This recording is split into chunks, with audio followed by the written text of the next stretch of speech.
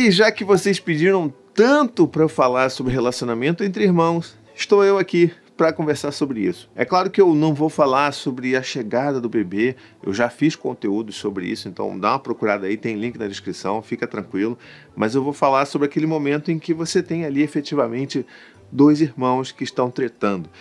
Que um bate no outro, ou que um implica no outro. Como é que a gente entende e resolve, ou melhor, ajuda os nossos filhos a resolverem isso, tá bom? Então, vamos conversar sobre isso? Mas antes eu preciso pedir a sua ajuda para você se inscrever no meu canal e deixar seu like. Já deixa aqui, porque você sabe que lá no final você vai esquecer e isso é super importante para mim, tá bom? Estamos aí produzindo conteúdo para vocês o tempo inteiro, a semana, todas as semanas tem vídeo novo aqui no meu canal, então eu preciso da sua ajuda. Já se inscreve aqui, verifica se o seu sininho está clicado para você receber as notificações, dá aquele joinha e me ajuda a divulgar esse vídeo por aí, beleza? Vamos lá juntos que a gente vai conseguir fazer com que essa mensagem chegue a mais pessoas. Se existe uma regra quando você tem mais de um filho, é que eles vão tretar entre si. E eu acho que a gente precisa mudar a forma como a gente enxerga isso, né? Eu acho que esse é o primeiro passo. A gente fica sempre tentando encontrar soluções mágicas. Ah, meu filho está batendo.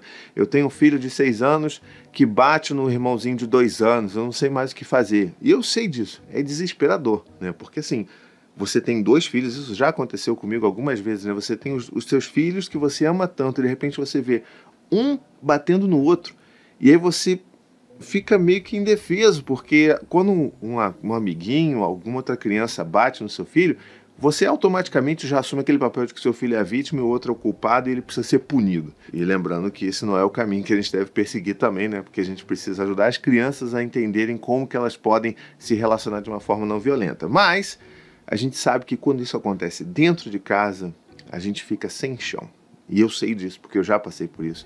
E eu sei que com você aí que está passando por isso, é desesperador. Não estou dizendo que não seja, mas eu estou dizendo que a melhor forma da gente lidar com isso é, primeiro, mudando como a gente enxerga isso. Porque nós, principalmente, assim, eu tenho um irmão, vocês aí que estão assistindo talvez tenham irmãos, vocês sabem que nós nunca fomos educados, né, para lidar muito bem com os irmãos, né? A gente ou ia para um extremo em que a competitividade era extremamente incentivada pelos nossos pais para que... não, olha, seu irmão tá comendo mais rápido, olha aí, seu irmão já tá acabando, ó, seu irmão já fez o dever de casa. E quando essa coisa acontece, isso só atrapalha a relação entre os irmãos, porque eles vão se ver ainda mais como adversários. E a gente precisa entender que as crianças, elas vão sempre estar disputando, seja a atenção, seja o afeto, seja o colo, eles vão estar sempre disputando alguma coisa da gente. Isso é inevitável. A gente não pode também achar que a gente vai criar filhos que não disputam nada entre si. Não, isso nem é normal, na verdade. Então, eles vão disputar. A gente não precisa incentivar que isso aconteça, né? A gente precisa entender que eles são indivíduos únicos e que vão ser amados do seu próprio jeito, da sua própria forma. Então, isso é um parênteses que eu queria fazer. E outro extremo que a gente costuma, né, de forma equivocada, perseguir quando tem mais de um filho é essa coisa do forçar com que os irmãos sempre se amem, se adorem, porque são do mesmo sangue. E isso, assim, essa frase por si só já é muito problemática, porque não é sangue que define família, a gente sabe muito bem disso, mas tem muita gente que ainda fala, e eu já ouvi isso, né? Então, assim, você talvez aí não fale pro seu filho, mas já tem ouvido de sua mãe e de seu pai, né? Então, é uma coisa que é problemática, porque vai forçar com que aquelas crianças, aqueles irmãos, eles tuxem para dentro, ali para debaixo do tapete, todas as questões que eles têm, que eles precisam de ajuda para lidar, porque eles se sentem envergonhados, porque teoricamente eles deveriam estar amando os seus irmãos incondicionalmente. E a gente sabe que a vida não é assim. A gente sabe que tem dias e dias, tem dias que um irmão vai odiar o outro, sim, tem dia que um irmão não quer saber do outro e que está magoado, ou que está irritado, ou que está sem paciência. E todos esses sentimentos, eles são genuínos. Então a gente precisa acolher e ajudar essas crianças a lidarem e, assim, colocarem para fora esses sentimentos de uma forma que seja mais, vamos dizer assim, pacífica e aceitável, né? Então, beleza, você já entendeu que a gente não está nem querendo ir para um lado, nem para o outro. E aí a gente precisa entender que não é um caminho fácil, tá? Se você veio aqui procurando um conteúdo que te desse uma dica, opa, resolve todos os problemas entre os seus filhos, você não vai encontrar aqui. E vou te dizer que mesmo que você encontre algum vídeo que diga que faça isso, algum livro que diga que faça isso, é mentira. Porque é uma solução extremamente complexa, porque envolve relacionamento, envolve relação entre duas pessoinhas que estão disputando, né, diariamente o afeto, o amor, a presença. E eles vão estar sempre tentando se colocar no lugar em que um é mais importante que o outro. E mais ainda, eles vão sempre ter uma visão diferente de quem é você. Quando eu falo isso, eu quero dizer o seguinte: eu sou um pai diferente para o Dante, para o Gael, para a Maia e para a Cora. Eu sou, porque eu sei que eu vou agir de forma diferente para cada um deles, porque eles são diferentes entre si. Mas mesmo assim, mesmo que eu fosse, vamos dizer assim, que eu conseguisse ser capaz de ser o mesmo pai, de performar exatamente da mesma forma para cada um dos meus filhos, eu estaria errando também. Porque é isso que às vezes a gente pensa que tem que ser. Não, tem que ser igual, tem que ser a mesma coisa para todos os meus filhos. E não, porque eles são diferentes. Eles precisam de versões diferentes de relação em que eu vou me colocar ali à disposição deles ou que eu vou dialogar de uma forma diferente com cada um deles. Eu não estou nem falando de diferença de idade. É óbvio, né, que com uma criança de 2 anos eu vou falar de um jeito. Com um bebê eu vou lidar de outro jeito. E com uma criança de 9 anos eu vou lidar de outro jeito. Mas eu estou falando que eles são indivíduos diferentes, eles são únicos, eles têm suas próprias necessidades e a melhor forma que eu posso exercer minha paternidade de mais de um filho é entendendo isso. Entendendo que com o Dante, ele vai precisar de um outro tipo de relação comigo. Ele vai precisar de outras questões comigo que o Gael não vai precisar. Então, se eu tento homogeneizar, traçar uma linha de isonomia ali, de como que eu vou performar minha paternidade para todos eles, eu estou falhando com todos eles, porque eu não vou estar atendendo plenamente a necessidade de cada um deles, entende? Então a gente precisa partir desse lugar em que a gente sabe que a gente não vai fazer da mesma forma as mesmas coisas para os nossos filhos. E também existe o outro lugar que as pessoas às vezes discordam, mas assim, é a mais pura verdade, é que mesmo que eu fosse da mesma forma para todos os meus filhos, eles não me veem da mesma forma. Eu sou um pai diferente para o Gael e eu sou um pai diferente para o Dante, por exemplo. Eles me veem de formas diferentes. Se você fizer uma entrevista com cada um dos meus filhos, eles vão te dizer um retrato, eles vão falar um retrato de um pai que é completamente diferente. E não só porque eu sou diferente para cada um deles, mas porque eles têm a percepção diferente de mim. E é claro que às vezes vai vir aquele ressentimento, porque eu acho que o meu pai ama mais o meu irmão, porque eu acho que o meu pai ama mais o outro. E sempre vai acontecer isso.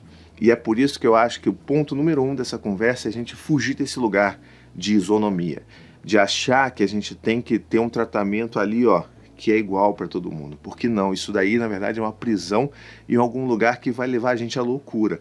Tem um exemplo clássico para você aqui, que é o exemplo lá do vou colocar suco no copo para os meus filhos mais velhos, para o Dante e para o Gael, que tem 9 e 7 anos. Vou colocar suco ali de laranja. Pá, botei, vou botar exatamente a mesma quantidade. Se eu fizer isso, o que vai acontecer? Um vai falar que o outro tem mais suco do que ele. Não é normalmente assim que acontece? Eles vão começar a brigar. Não, porque você botou mais suco para ele. Não, porque você botou. E aí, quando isso acontece, eu recebo um convite para entrar naquela treta junto com os meus filhos. Um convite para eu tentar me tornar o juiz balizador de quem recebe o quê e quanto recebe, sabe? E é claro que esse receber mais suco está alinhado a receber mais afeto. Sabe, ele gosta mais de mim, então ele me deu mais suco. Na cabeça da criança é assim. Então, se você fala, não é isso, eu botei, não, bota um pouquinho mais para você. E se você bota um pouquinho mais, o outro vai achar que você botou mais pro outro.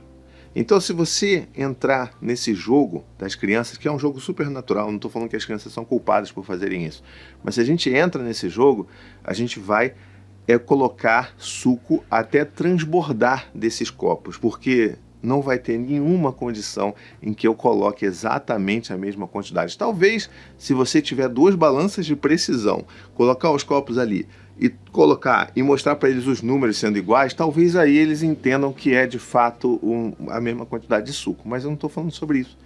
Isso é uma coisa que vai deixar todo mundo doido no dia a dia. Isso é impraticável. Então o que a gente precisa lembrar é sobre qual é a necessidade de cada criança. Se eu coloco uma quantidade de suco para um e o outro reclama, a minha resposta não pode ser, tá bom, vou botar um pouquinho aqui para ficar igual. Não vou falar, filho, você tá com sede, mas você nem tomou o seu suco. Você pode tomar, toma o seu suco.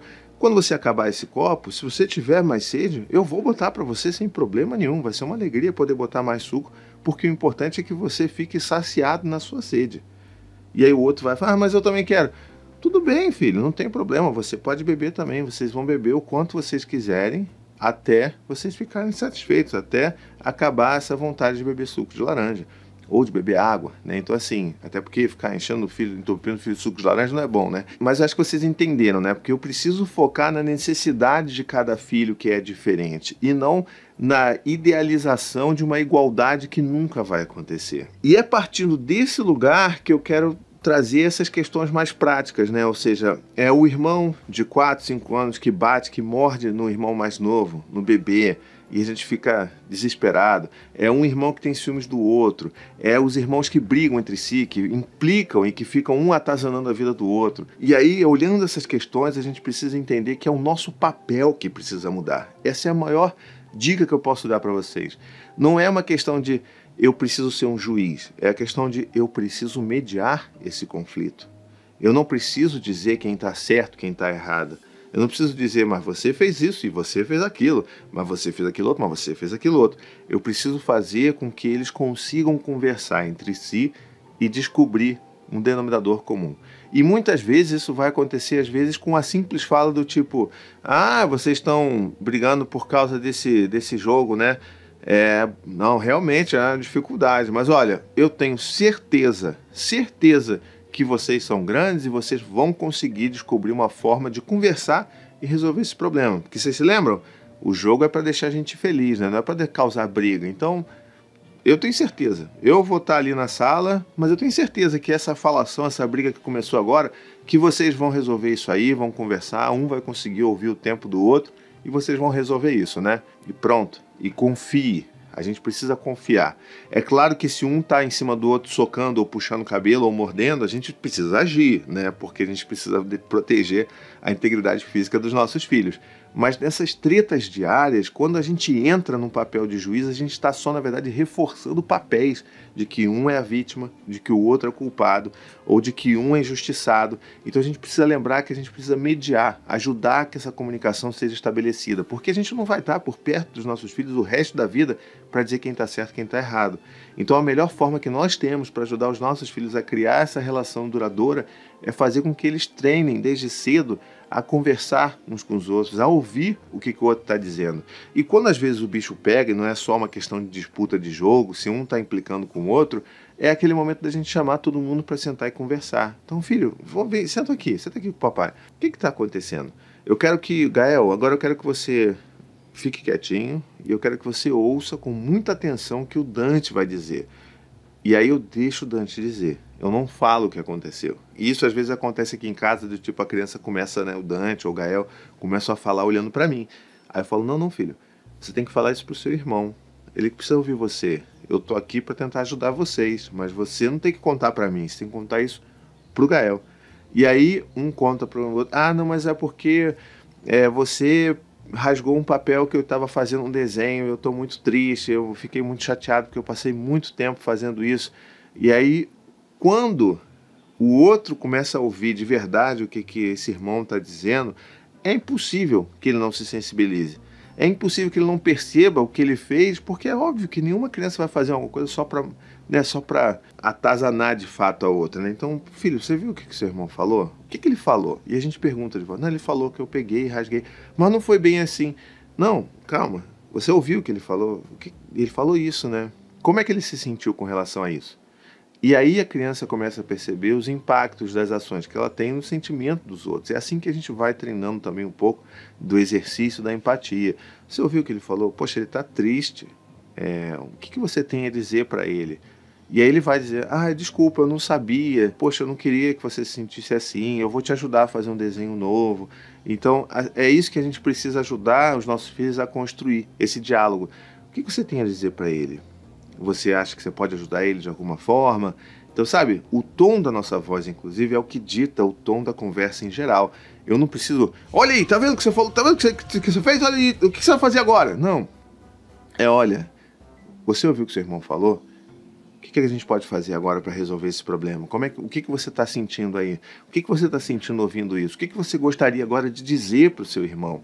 E aí a gente vai tentando conduzir isso. É claro que tem dias que não vai funcionar, que às vezes a gente vai precisar realmente entrar e separar as crianças e falar assim, olha, eu acho que vocês não estão conseguindo conversar hoje, vamos fazer o seguinte, Dante hoje fica mais no quarto, o Gael fica um pouco mais na sala hoje. Vamos dar um respiro entre vocês dois, porque vocês não precisam ficar grudados o tempo todo. E a gente esquece, né? A gente acha que irmão tem que ficar junto o tempo todo, tem que ser uma coisa única. E não é, são pessoas diferentes, com necessidades diferentes e vontades diferentes. Então, às vezes, a gente precisa também assegurar um espaço seguro para que essas crianças sejam elas mesmas, né? Então, assim, lembrar disso também, que não vai funcionar sempre, mas que você precisa reservar esses espaços seguros. Ainda mais quando você tem uma criança menor, né? Aqui, por exemplo, tem uma Maia de 3 anos e ela a tendência dela, da idade dela, é destruir tudo que ela vai ver. Papel, ela vai querer rasgar, vai querer amassar. E o que eu faço? Né? Um desenho que o Dante demorou horas fazendo e fez com todo carinho, um desenho de Pokémon, e recortou e passou fita e não sei o quê. Aí vem a Maia e amassa aquilo, porque para ela é outra história, é outra coisa. Então eu não posso obrigar também o meu filho mais velho a lidar e aceitar com isso só porque a Maia tem 3 anos. Entende? Porque eu sei, ele sabe que a Maia tem 3 anos, mas eu, enquanto pai, preciso garantir que ele também tenha o momento dele, o lugar seguro dele. Então, olha, filho, você quer fazer esse tipo de coisa? Você sabe que se a Maia pegar, não vai dar certo. Então, ó, o nosso combinado é o quê? Fez alguma coisa na sala? Sala é território neutro. Sala eu não vou defender ninguém. Se você começou a fazer um desenho, esqueceu um lápis ali em cima, esqueceu um papel, ele foi rasgado, seja pela Cora, seja pela Maia, eu não vou te ajudar em nada, porque a gente sabe que é ali o lugar neutro, campo neutro. E é claro que se aparece alguma coisa ali, eu vou sempre lembrar eles, ó, Dante, ó, Gael, tá aqui na sala, você sabe o que vai acontecer, ó, você deixou o seu livro aqui no sofá, você sabe o que pode acontecer.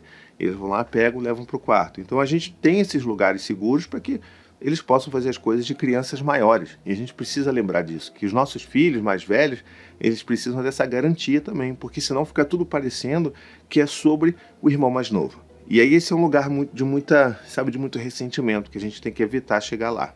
E por último, acho que a gente precisa lembrar das situações que envolvem até violência, né? Um irmão mais velho que bate num bebê, ou que morde, ou que empurra uma criança de 2 anos.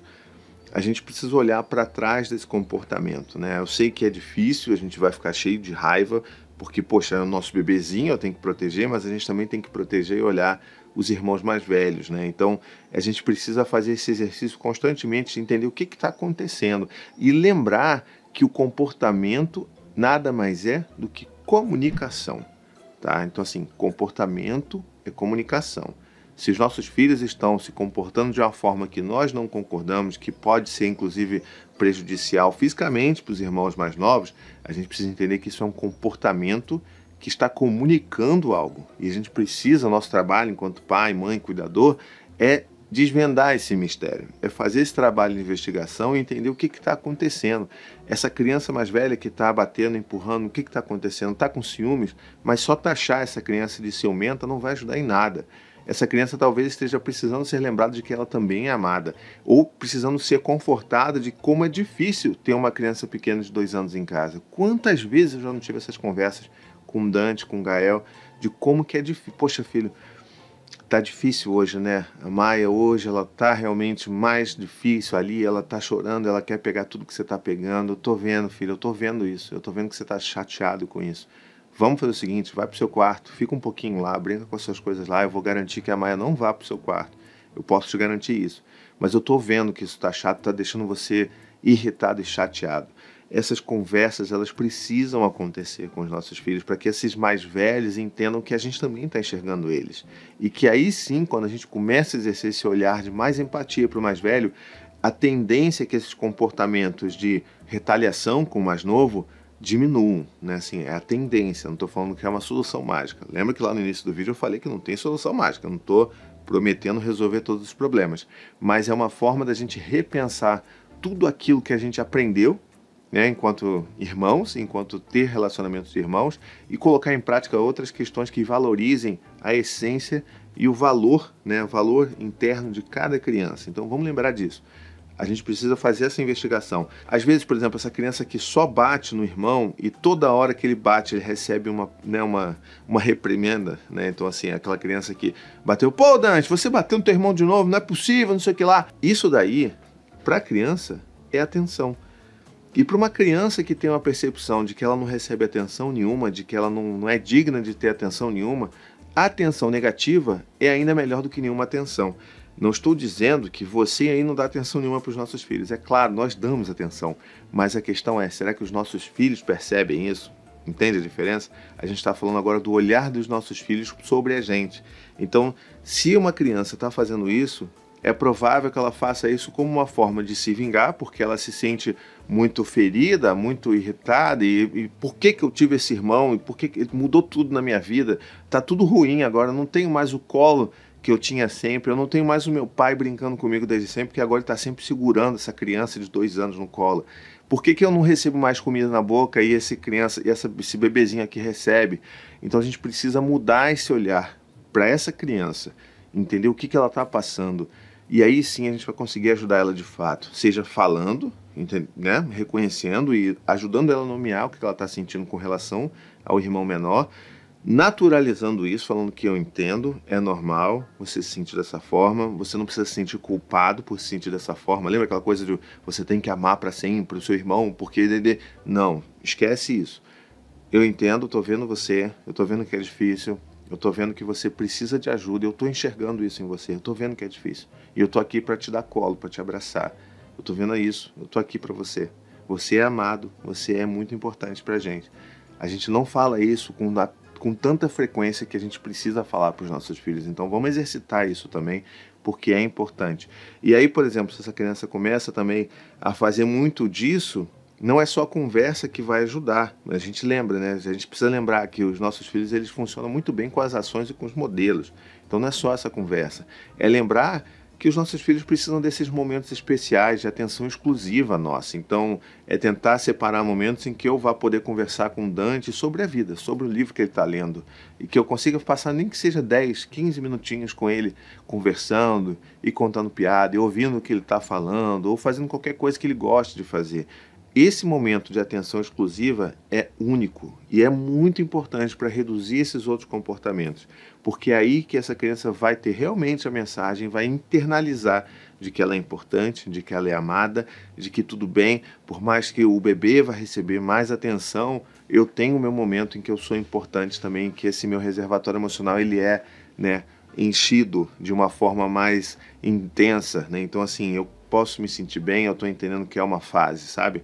E é a mesma coisa com o Gael, vou sentar e vou conversar, vou fazer briga de cosquinha com ele, porque ele ama fazer isso. Então descubra as coisas que os seus filhos gostam de fazer individualmente. Não faça a mesma coisa para cada filho. Descubra que cada um gosta muito. E dedique ali uns 10, 15 minutos para você fazer isso com o seu filho. Eu tenho certeza que isso vai melhorar bastante a relação entre eles. Porque eles precisam ser lembrados de que eles são importantes, de que eles são amados, de que eles fazem parte daquilo. E que eles não precisam bater para se sentirem pertencentes daquele contexto. Eles não precisam pertencer a um papel, estar dentro de uma gaveta, aprisionados numa caixinha, para que eles se sintam pertencentes a um lugar, né, daquela família. Ah, você é o irmão mais velho, então você precisa seguir essa característica aqui do irmão mais velho para você ser amado. Você é o irmão do meio, então você precisa ser o revoltado, precisa ser isso, precisa ser aquilo, para você ser amado nessa família. Então não, a gente precisa quebrar todos esses paradigmas e olhar os nossos filhos por quem eles são de verdade. E quando a gente faz isso e reconhece, e eles percebem isso, aí sim esses comportamentos tendem a reduzir bastante, tá bom?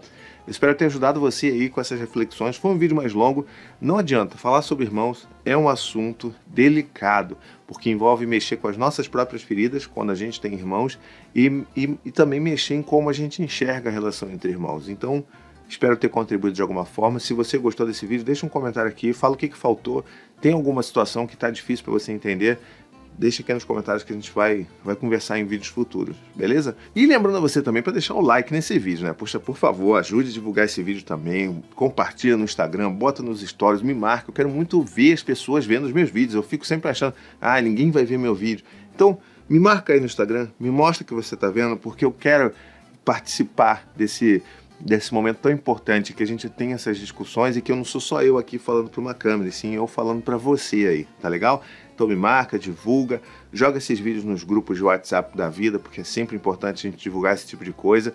Vê se você está inscrito no meu canal, vê aí, do sininho está ativado.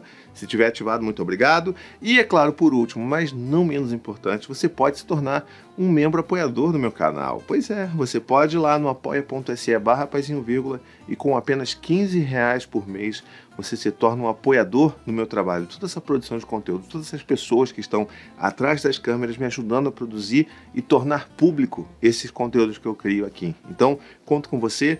Vai lá e como recompensa você vai ter acesso ao meu grupo de apoiadores no WhatsApp, que a gente faz uma troca linda, uma comunidade muito bonita que a gente constrói. Eu tenho certeza que você vai gostar de fazer parte disso, tá bom? Com isso, vou ficando por aqui. Um beijo, até a próxima e tchau, tchau.